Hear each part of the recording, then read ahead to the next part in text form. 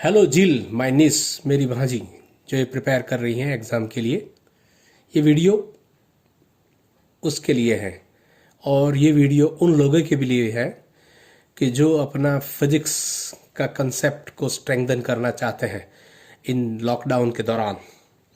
तो उसी दिशा में हम आगे बढ़ेंगे और हम आज पढ़ेंगे mirror formula in ray optics.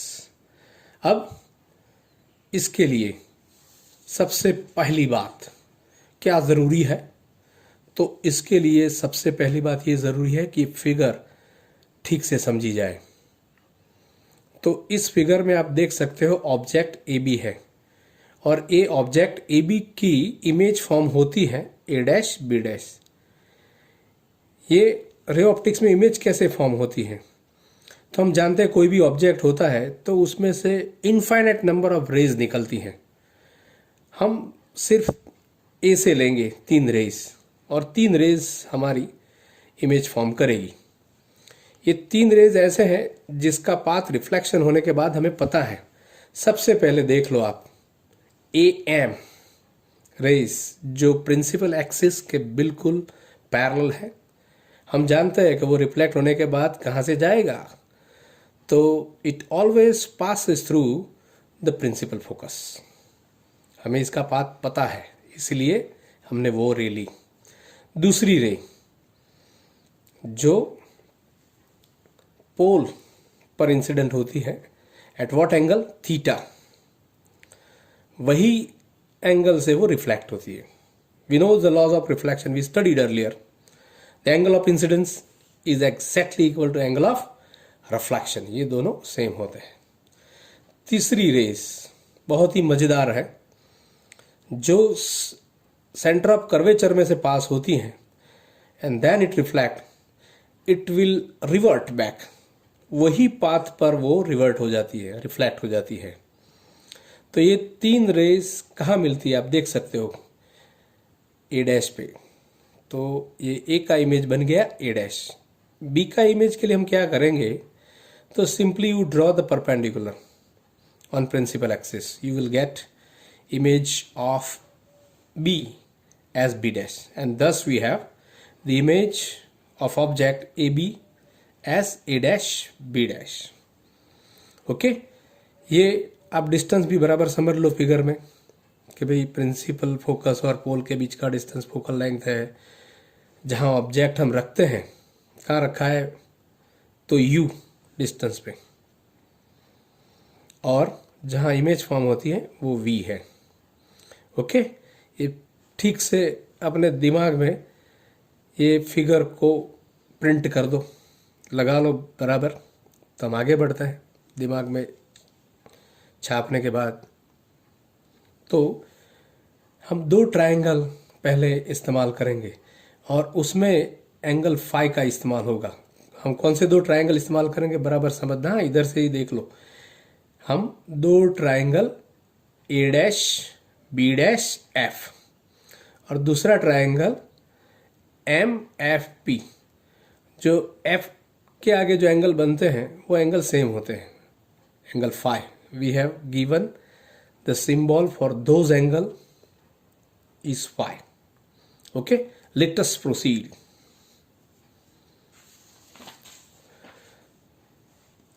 अब one more thing that we already told earlier, that we are dealing with paraxial rays। ज़्यादातर हम paraxial rays से काम लेते हैं, मालूम है ना। कहाँ हमने इसका डेफिनेशन दिया है, राइट इन द बिगिनिंग। किसको कहते हैं paraxial rays? जो रेस प्रिंसिपल एक्सिस के बिल्कुल समांतर होती हैं उसे हम paraxial rays कहते हैं। ओके, अब इसका फायदा इधर क्या होगा, तो our mathematics become simple because of that. तो देखो, ये जो ऑब्जेक्ट ए बी है, मतलब डिस्टेंस जो ए बी है, is approximately equal to taken as P M. P M को हम अप्रोक्सीमेटली ए बी का जितना ले सकते हैं। Why? Because we are dealing with the paraxial rays. This is the first advantage to deal with the paraxial rays. अब आप triangle देख लो, कौन सा ट्राइंगल देखोगे? Earlier I told A dash B dash, A dash B dash F. तो उस triangle में क्या होगा? टर्न फाई आपका। तो tan phi is a very simple, B dash A dash opposite side divided by adjacent side. Okay, अब दूसरा triangle देख लो। दूसरा triangle P F M, P F M. तो उसमें टर्न फाई क्या होगा?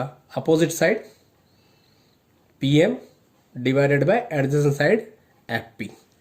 अब जो आगे हमने बात की उसका इस्तेमाल करेंगे। ये जो पी एम है which could be approximately taken as A B, ले लिया, and we got the equation number 1. Similar sort of equation we will have for the two another triangles.